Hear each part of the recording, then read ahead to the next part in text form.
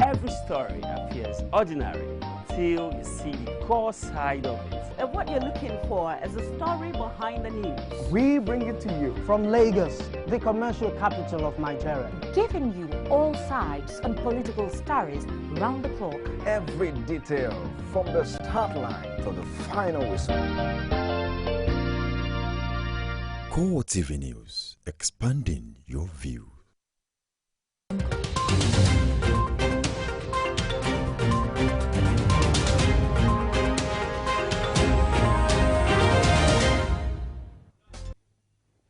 A very good evening to you. Welcome to CoreTV Primetime News. I am Omotayo Alo.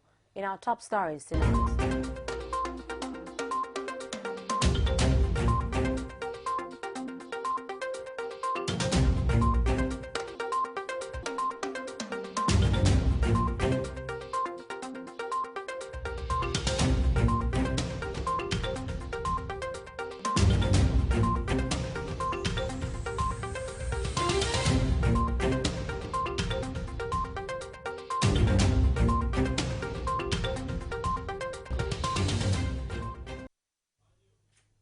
Thank you for joining us tonight. Now the news in full. President Muhammad Buhari has signed an updated Abuja commitment on polio eradication. At the brief ceremony attended by Chairman Bill and Melinda Gates Foundation, Bill Gates and Aliko Dangote of the Dangote Foundation, President Buhari reiterates the commitment of his government to achieving the 2017 target of a polio-free status for Nigeria.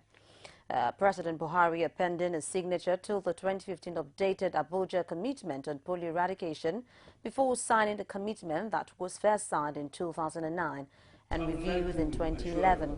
President Buhari says the federal government will ensure strong oversight and adequate funding to achieve a polio-free status for the country.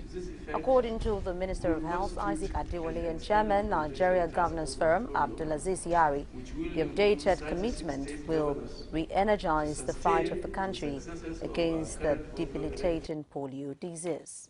I would like to assure you that the federal government will continue to provide strong oversight and funding for polio program. To this effect, we will constitute an expanded presidential task force on polio, which will include 36 state governors to sustain the successes of our current polio eradication activities, such as surveillance and routine immunization programs. Meanwhile, the federal government says it will partner with the Republic of Cuba to develop the nation's culture and tourism sector and also help in economic diversification. Information and Culture Minister Lai Mohammed says the government is working hard to ensure that the nation moves away from a monoproduct economy. Kozim Kasali has more in this report. The Minister of Information and Culture, Lai Mohammed, while welcoming the Cuban ambassador to Nigeria, Eduardo Trejo Souza, to his office, says the Republic of Cuba and Nigeria share similarities, and these, according to him, will be a good place to start the partnership from. He says the nation is in the middle of a process to diversify its economy, adding that the experience of nations like Cuba is an important factor that can be used to expedite the process, especially in the growth of the culture and tourism sector. I know that culturally we share so many things, with Cuba. And we hope that this will be the beginning of a mutually rewarding relationship. Responding, the Cuban ambassador says his country is willing to partner with Nigeria and share experiences in development. We are prepared to collaborate with Nigeria not only in the cultural field, which is one of the most important, because that is where our roots lay, but also in other fields in which Cuba was able, during all these years of isolation, to achieve some things which could be for the benefit of our people. He says his country is willing to partner with Nigeria at all levels. Kozim Kasali, CoreTV News, Abuja. Lawmakers in the Senate have raised concerns over the ability of government to ensure proper and adequate implementation of the 2016 budget when it is approved. Deliberating on the bill on Wednesday, the lawmakers say the process that is expected to last for at least 3 legislative days. Some of the senators who urged federal government to be realistic in its drive were also keen to know how the budget will be funded, among other issues. Senators of the People's Democratic Party extract have called on President Muhammad Buhari to withdraw the 2016 budget proposal after the first day of debate. According to them, several facts contained in the proposal are unrealistic in the face of prevailing global economic trends. The further cited what they called inflated and irrelevant allocations to specific sectors of the economy as added reason for the call. The leader of the House of Representatives, Femi Gbajabiamila, has described as historical the 2016 budget. Gbajabiamila said it was a budget that seeks to carry all Nigerians along, whether rich or poor. Jamiu Afagba reports on the day's proceedings. 1,370,000,000 naira only is for statutory transfers. 1,475,000,000,000. Colleagues, may I move, and I so move, that a bill for an act to authorize the issue from the Consolidated Revenue Fund of the Federation the total sum of 6,077,680,000,000 naira only, of which 351,370,000,000 naira only is for statutory transfer, 1,475,325,000,000 naira only is for debt service, 2,648,600,000,000 naira only is for recurrent non-debt expenditure, while the sum of 1,845,540,000,000 only, inclusive of 157,150,000,000 naira only is for statutory transfers, and 86 billion naira only as interest on capitalized loans is for contribution to the development fund for capital expenditure for the year ending on the 31st day of December 2016. Honorable colleagues, Honorable Speaker, I so move. And after the break in part 2, a federal high court in Abuja has ordered the Department of State Service to transfer the leader of the indigenous people of Biafra, Nnamdi Kanu, from its custody to Kuje prison. Join us again.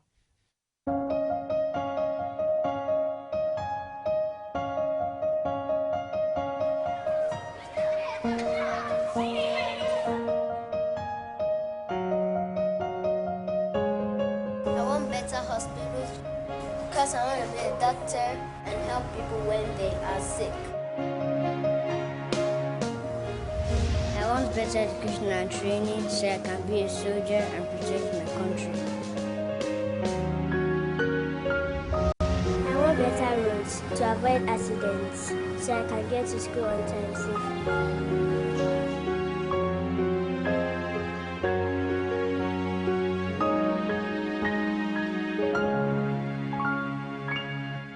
For topical issues, Nigerians must have something to say. Arms. We don't need arms for anything.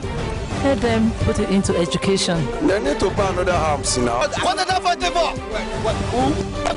Government should deal with them squarely. Please help us bring back our guests. No money, no markets. We are dying. Everybody is crying. Nothing. Any man God support, no man stops. It's a prophecy I believe he must have received from heaven. Yes.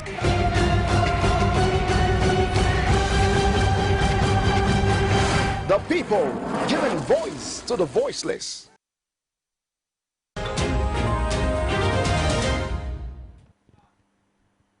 Welcome. If you're just joining us, it's CoreTV Primetime News. A quick reminder of our top stories.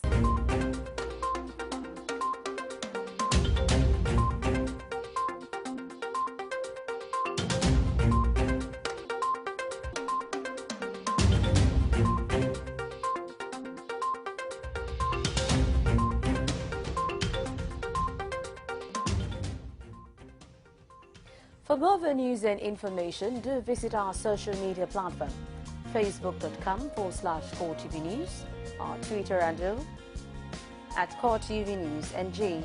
You could get more on our YouTube channel, youtube.com/CoreTV, and news. A federal high court in Abuja has ordered the Department of State Service to transfer the leader of indigenous people of Biafra, Nnamdi Kanu, from its custody to Kuje prison. The pro-Biafra activist, who was arraigned before Justice John Tozer, pleaded not guilty to a 6-count charge of treasonable felony preferred against him by the DSS. And as we move on, the National Industrial Court has directed that Unity School teachers who were employed by the Federal Civil Service Commission seeking to join the National Union of Teachers members should remain members of the Association of Civil Servant Workers. The court, in a ruling on the case, which had been before it since 2013, pitting teachers who want to join the Nigerian Union of Teachers against their colleagues who wanted to remain members of the Association of Senior Civil Servants of Nigeria. The newly appointed Attorney General and Commissioner of Justice, Plateau State, Jonathan Mawuyo, has taxed the security agents in the state on issues that border on human rights abuses. While on a tour to some of the security agencies, Mawuyo called for collaboration between his office and theirs so as to maintain the law while still ensuring the safety and security of the accused. Plateau State correspondent has the details.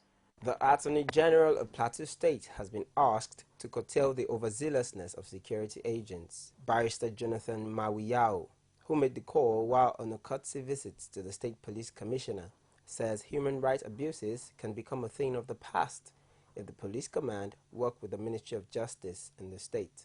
We would urge you in this cooperative task that we have ahead of us to ensure that suspects are treated, with dignity. Those who are entitled to bail will get their bail, but those who are not entitled to will remain in remand.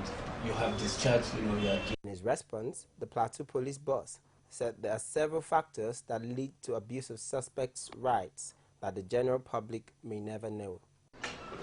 You agree with me that most of these things are not as easy as we would just say.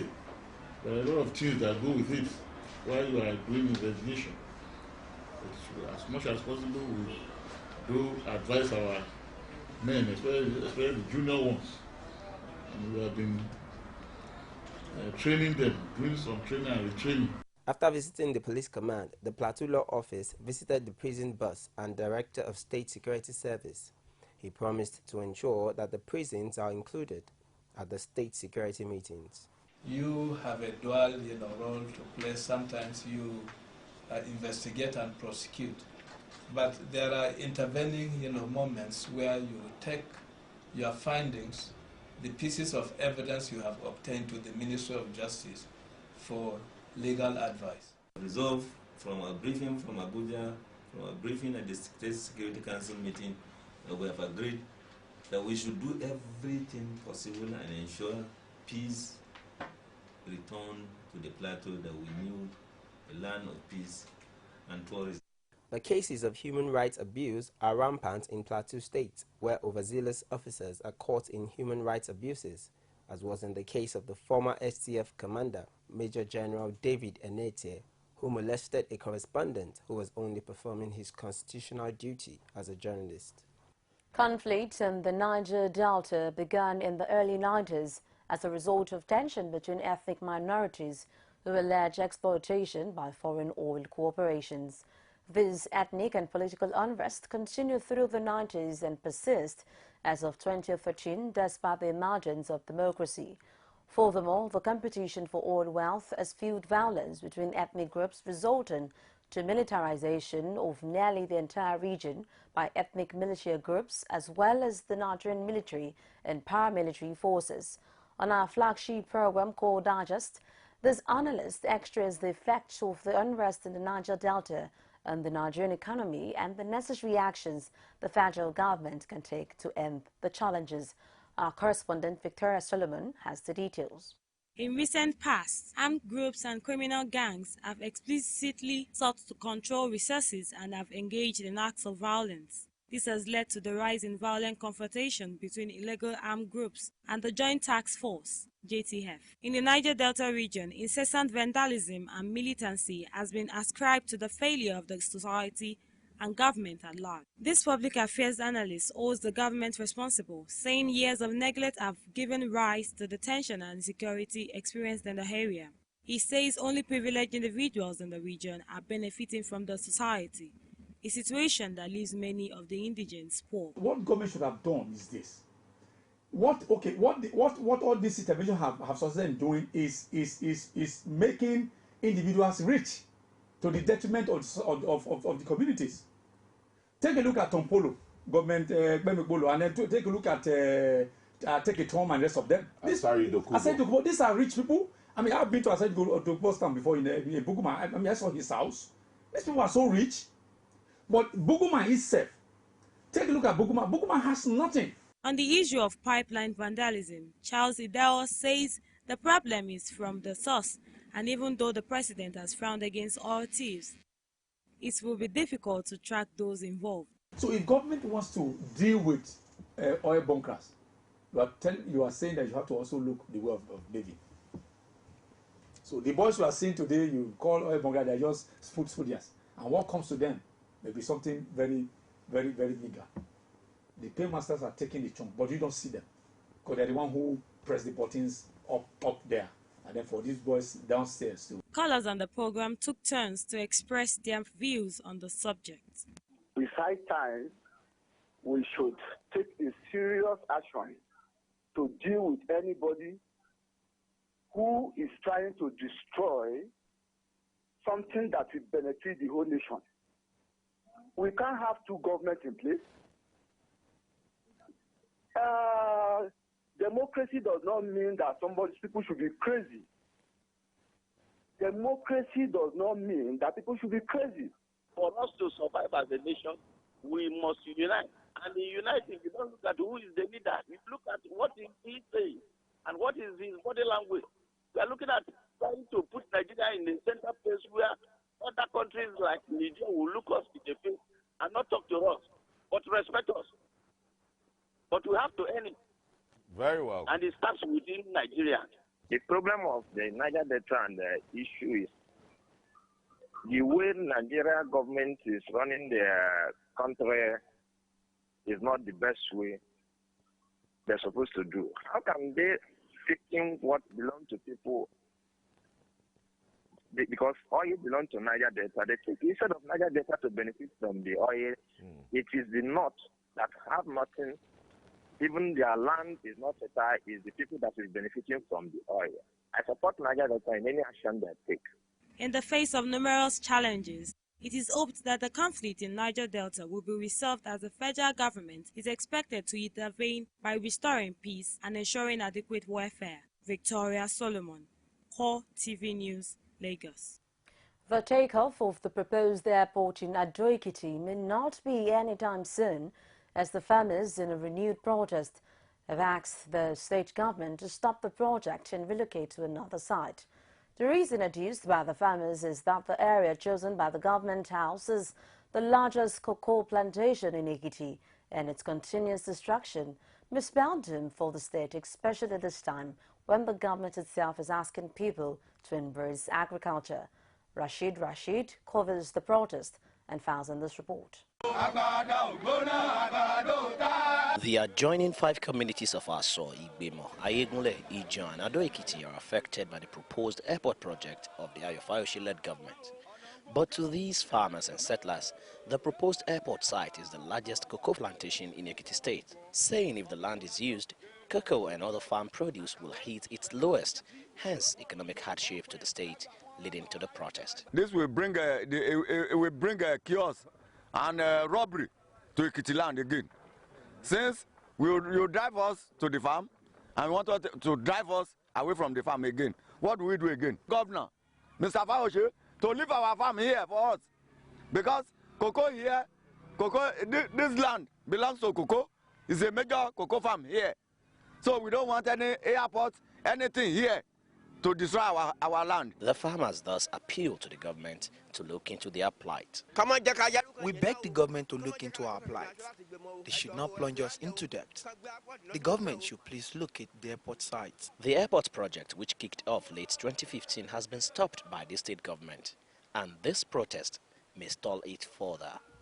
Rashid, CoreTV News, Aso, Ado-Ekiti. The spate of kidnapping, theft and militancy is the theme of a book presentation titled Your Vert is 10 O'Clock by former Delta State Commissioner for Higher Education, Hope Egehaga, a victim of a well-perpetrated kidnap on September 30, 2012 by abductors while returning from Warri to Asaba. Hope Egehaga recounts his ordeal in the hands of kidnappers who, it says, have turned the act to equipments for wealth. Our correspondent, Akin Obake, brings the report. The predominance of violence, kidnapping, armed banditry and theft in recent times has raised alarm on the effects of generational imbalance in the 21st century Nigeria. At the book presentation titled Your Death Hour is 10 O'Clock by Hope Egehaga, the author gives an account of his bitter experience in the hands of his abductors until his release. The playwright and lecturer condemns the notion of unemployment of youths as a motive to venture into violence and kidnapping. He calls for justification of actions and reinterrogation of values. People who do these things are criminals. They are not doing this because they lack employment. If that were the case, if you kidnapped once and then perhaps you made 5 million naira, 10 million naira, then you go legitimate, but they don't. They just go in and then continue. So yes, there's unemployment in the country. The government should create programs that will engage our young people, but the point must be made that we have unemployment all over the world. For this lecturer, he believes there is a need to go back to the fundamentals to right the wrongs, and also opines that the society is to blame for youth's misdirection.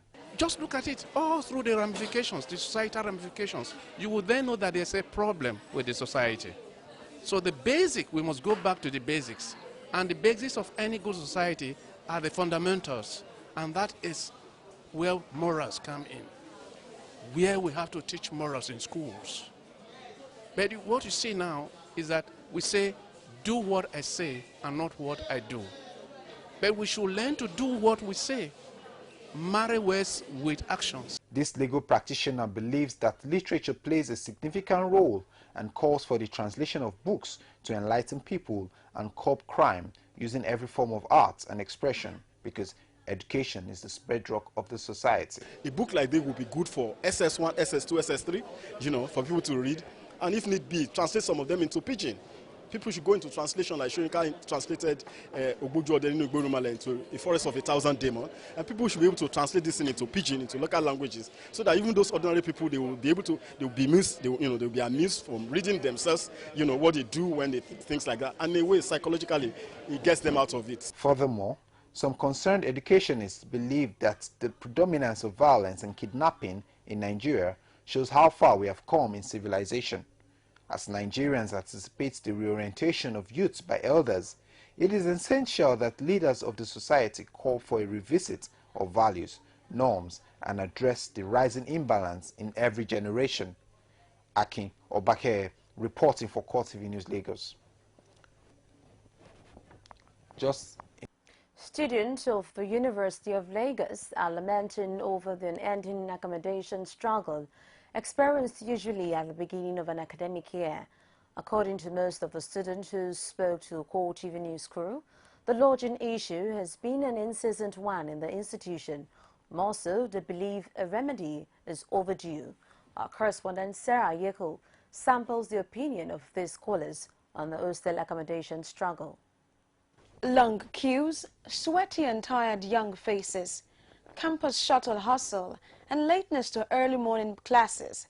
These are the ordeals facing the University of Lagos student, especially at the beginning of an academic year. Securing comfortable accommodation is one of the most important needs of any student. Unfortunately, most Nigerian universities, with the exception of a few privately owned institutions, can hardly provide proper accommodation for half of their students. This situation has seen many students cramped, overpopulated, in few available rooms. Balloting, when it was time for ballot, we ballot, and then while I was trying to ballot, it was telling me incorrect matric, I should check and try again later. But after, when the portal closed, I go back, then it opens and start telling me no bed space available for me.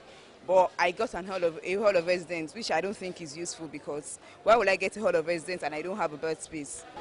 They find it's really, really stressful, and when they get to but to the campus or to the queue is usually very long. You have a lecture for 8 and you end up getting to class like to 9 because you have to queue for a very long time, and the hostels are not even available. People that get hostels at times, they sell it at a high price, then people have to squat and all that.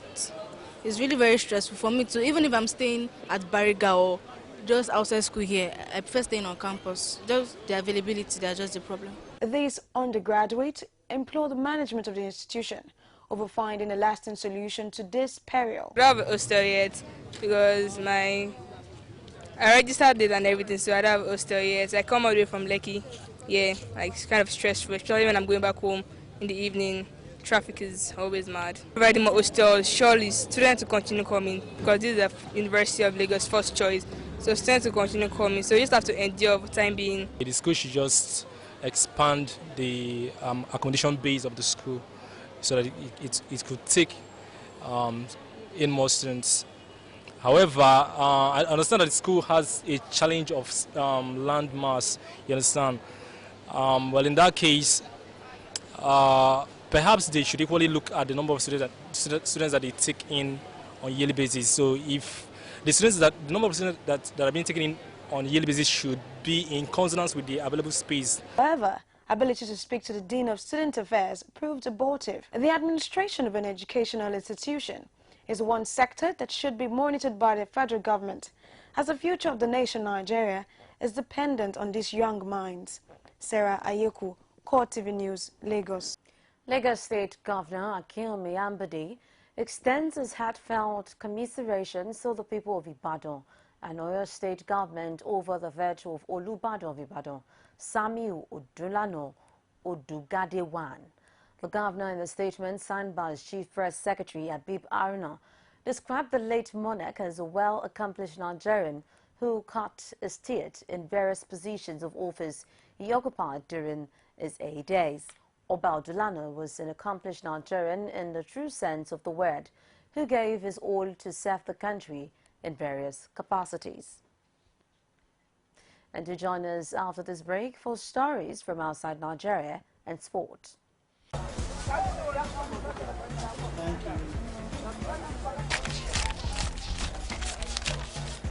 Chima, what you do so? Same market now. Person when they buy the market, no get receipt. What you do? Which receipt? No be pocket money they go. Hey, you dey pay tax? Who be tax? All these health centers wey dey run na tax o. My brother, make I tell you, good road na tax, security na tax. Those school where your children they go, how you think say them they take pay the teachers? Brother, na tax. And if you no pay your tax, my brother, then go lock your shop.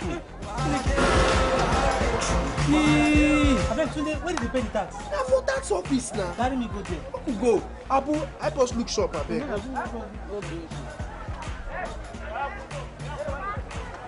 You can now watch CoreTV News live from anywhere in the world on our website www.coretvnews.com. Click on Live TV on our website and watch us live. And welcome to CoreTV Primetime Days. To follow us on Twitter, click on Twitter icon on our website. On Facebook, click on the Facebook and YouTube to see all our previous news production. You can also watch us live on YouTube. Click CoreTV, leave a space, then news. CoreTV News, a 24-hour news station.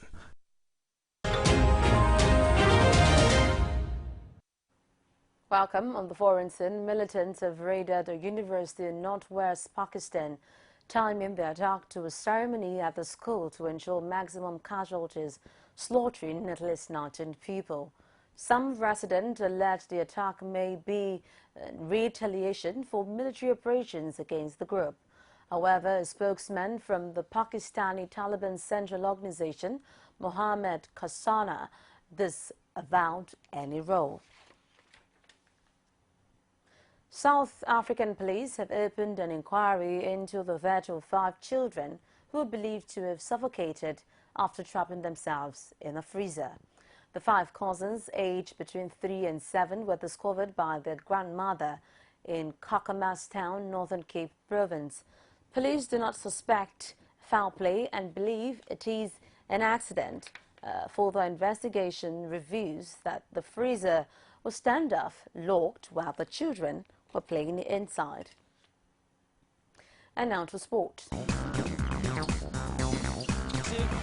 style, that's what he delivered. Here's that ball, storming, Puyol with a flying lead.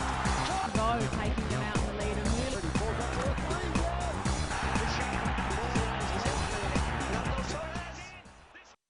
In the world of sport, Chris Ashton will miss England's entire Six Nations campaign after being given a 10-week ban that ends on 28 March. Ashton was cited for making contact with eyes of Osler's Luke Michel in an European Champions Cup game. However, England's coach Eddie Jones says he would wait to see whether Ashton won any appeal before naming a replacement.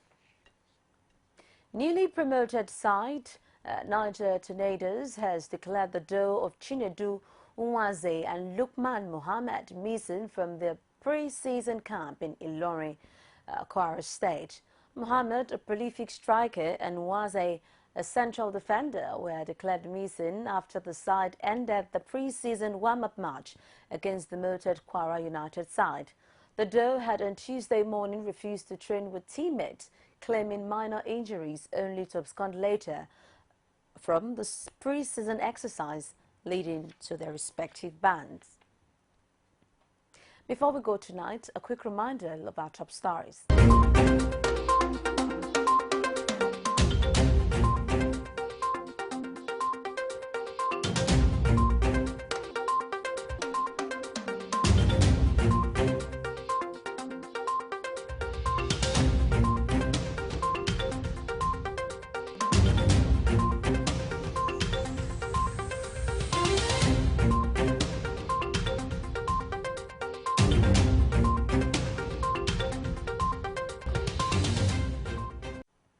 That wraps it on CoreTV Primetime News. Thank you so very much for joining us. My name is Omotaido. Hello. See you